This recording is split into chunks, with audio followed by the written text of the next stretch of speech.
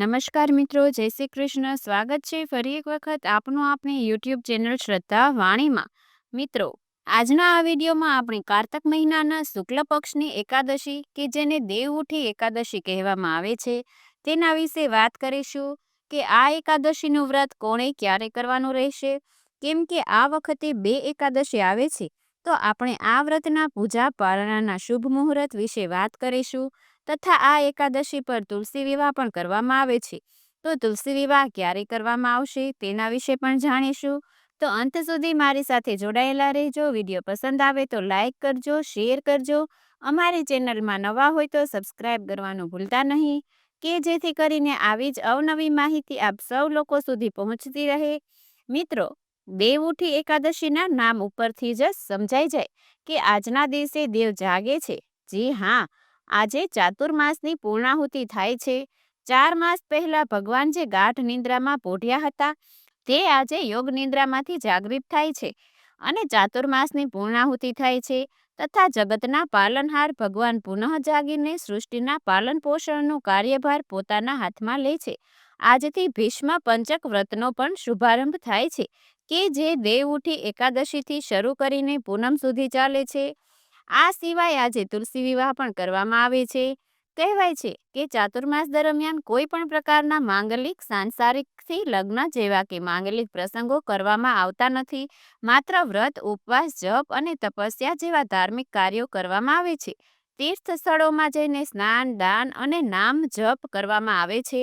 પરંતુ આ દેવ દિવાળીથી જ ફરીથી આ લગ્ન કાર્ય, માંગલિક કાર્યો, સાંસારિક કાર્યોની શુભ શરૂઆત થઈ જાય છે અને જ્યારે કમૂરતા આવે છે ત્યારે ફરી તેમાં રોક લાગી જાય છે. તો હવે આ કારતક મહિનાના શુક્લ પક્ષની એકાદશીના દિવસે ભગવાન શ્રી હરિવિષ્ણુ નારાયણનું પૂજન કરવામાં આવે છે કે જેને દેવ દિવાળી એટલે કે દેવોની દિવાળી પણ માનવામાં આવે છે. ભગવાનના સૂઈ જવાથી દેવશયની એકાદશી અને ભગવાનના ઉઠી જવાથી દેવ ઉઠી એકાદશી.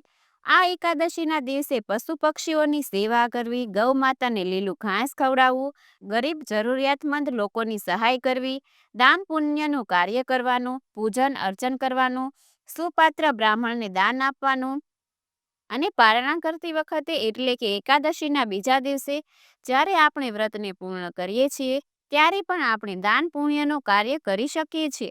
અને જે લોકો એકાદશી વ્રત નથી કરતા, ઉપવાસ નથી કરતા, તે લોકો પણ જો આજના દિવસે ભગવાનનું નામ જપ કરે છે, ભગવાનના પાઠ કરે છે અને દાન પુણ્યનું કાર્ય કરે છે, પુણ્યના કાર્યો કરે છે, સારા કાર્યો કરે છે, તેને એકાદશીનું ફળ આપોઆપ મળી જાય છે.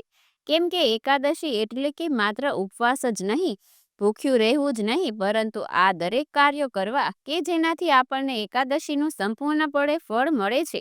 આ એકાદશીના દિવસે સવારે સ્નાનાદિક કાર્યોમાંથી પરવારીને ભગવાન નારાયણનું પૂજન થાય છે, લક્ષ્મી નારાયણનું પૂજન થાય છે, અથવા તો આપણા ઘરમાં લાલાની સેવા હોય, ભગવાન શ્રી રામની મૂર્તિની સ્થાપના હોય કે પછી સ્વામિનારાયણને માનતા હોય તો તેમનું પણ આજે પૂજન કરી શકાય છે. આજે ભગવાનની ખાસ કરીને શેરડીનો પ્રસાદ ધરાવવામાં આવે છે અને આખી શેરડીનો માંડવો બનાવવામાં આવે છે અને તુલસી ક્યારે પણ એક શેરડી મૂકવામાં આવે છે. એટલે આવી રીતે આ દેવ ઉઠી એકાદશીનું આપણા ધર્મમાં મહત્વ બતાવવામાં આવેલું છે.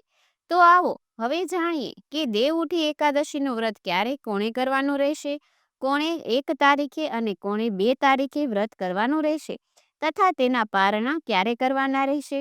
તો તેનો સાચો સમય શું છે તે આપણે જાણી લઈએ અને તુલસી વિવાહ ક્યારે થશે તે પણ જાણી લઈએ. તો મિત્રો, આ કારતક મહિનાની સુદ પક્ષની એકાદશીની તિથિની શરૂઆત 1 નવેમ્બર 2025 શનિવારે સવારે 9:11 થાય છે કે જે પૂર્ણ 2 નવેમ્બર 2025 રવિવારે સવારે 7:31 થાય છે. એટલે કે આ પ્રમાણે એકાદશીની તિથિ 2 દિવસ રહેવાની છે અને એકાદશીનું વ્રત 2 દિવસ થશે, 1 નવેમ્બર અને 2 નવેમ્બર. તો હવે કોણે ક્યારે એકાદશીનું વ્રત કરવું? તો કે જે વૈષ્ણવ સંપ્રદાયના લોકો છે તેણે આ એકાદશીનું વ્રત 2 નવેમ્બરે કરવાનું રહેશે. એટલે કે 2 નવેમ્બર ભાગવત એકાદશી રહેવાની છે. કહેવાય છે કે જે દિવસે 11સની તિથિ 12સની તિથિ સાથે સંકળાયેલી હોય ત્યારે વૈષ્ણવ લોકોએ એકાદશીનું વ્રત થાય એટલા માટે 2 તારીખે વૈષ્ણવ સંપ્રદાયના લોકોએ એકાદશીનું વ્રત કરવાનું રહેશે તથા ડાકોર, દ્વારકા, શામળાજી તથા નાથ દ્વારા દરેક જગ્યાએ આ એકાદશી 2 નવેમ્બર 2025ને રવિવારે થશે તથા વૈષ્ણવ સંપ્રદાય સિવાયના લોકો તે લોકોએ આ એકાદશીનું વ્રત 1 નવેમ્બર 2025ને શનિવારના રોજ કરવાનું રહેશે. તો તે લોકોએ પારણા 3 નવેમ્બર 2025 વહેલી સવારે 6:34થી 8:46 સુધીમાં કરી લેવાના રહેશે. અને જે લોકોએ તારીખે એકાદશી કરે છે એટલે કે વૈષ્ણવ સંપ્રદાય સિવાયના જે લોકો છે તેણે 1 તારીખે એકાદશીનું વ્રત રાખ્યું છે તેણે વ્રતના પારણા 2 તારીખે કરવાના રહેશે કે જેનો સમય છે 1 વાગ્યાથી 3:23 સુધીનો. એટલે સમયની દરેક લોકો ખાસ નોંધ લેજો. સમય આડાવડો ન થાય, તારીખ આડાવડી ન થાય તેનું ખાસ નોંધ લેજો. જો સમજાયું ન હોય તો ફરી એક વખત આ વિડીયો જોઈ લેજો. તથા મિત્રો, આ દેવઉઠી એકાદશી દેવ દિવાળી છે. આ દિવસે તુલસી વિવાહ પણ કરવામાં આવે છે. તો તુલસી વિવાહ 2 નવેમ્બર 2025 અને રવિવારે કરવામાં આવશે તથા આ તુલસી વિવાહ સાંજના સમયમાં કરવામાં આવે છે કે જેમાં લોકો ઘણા ગૌધલી મુહૂર્તમાં કરતા હોય છે. ઘણા લોકો પ્રદોષકાળમાં પણ પૂજા કરતા હોય છે. તો મિત્રો, આશા છે કે હવે આપ સૌ લોકોને આ દેવઉઠી એકાદશી આ વર્ષે ક્યારે છે તથા વ્રતના શુભ પારણા મુહૂર્ત સમય શું છે, તુલસી વિવાહ ક્યારે છે તેની જાણ થઈ ગઈ હશે. તો આવી જ રીતે હવે આપણે નેક્સ્ટ વિડીયોમાં આપણે આ દેવઉઠી એકાદશી વ્રતનો વિસ્તારપૂર્વક મહિમા કથા સાંભળીશું તથા તુલસી વિવાહની કથા પણ સાંભળીશું. તો આ વિડીયો પસંદ આવ્યો હોય તો લાઇક કરજો, શેર કરજો, તમારા મિત્રોને મોકલી. અમારી ચેનલમાં નવા હોય તો સબસ્ક્રાઈબ કરવાનું ભૂલતા નહીં કે જેથી કરીને આવા જ અવનવા વિડીયો આપ સૌ લોકોને મળતા રહે. ફરી મળીશું નવા વિડીયોમાં. ત્યાં સુધી આપ સૌ લોકોને અમારી ચેનલના જય શ્રી કૃષ્ણ. ધન્યવાદ.